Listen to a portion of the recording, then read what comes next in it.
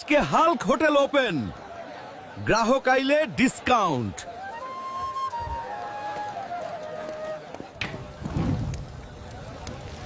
Hotel চালাইতে হালকো chef হয়ে গেলাম। এই দেখেন ভিআইপি কাস্টমার, আসেন ভাই আসেন। আজকে অনেক ক্ষুধা। আমারে থামাইতে পারবা না।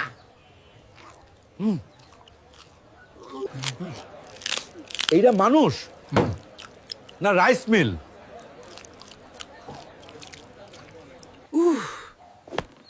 মানিব্যাগটা বাসায় রেখে আসছি।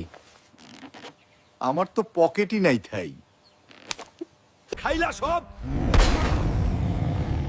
আর এখন টাকা নাই, এখন কাম করবা।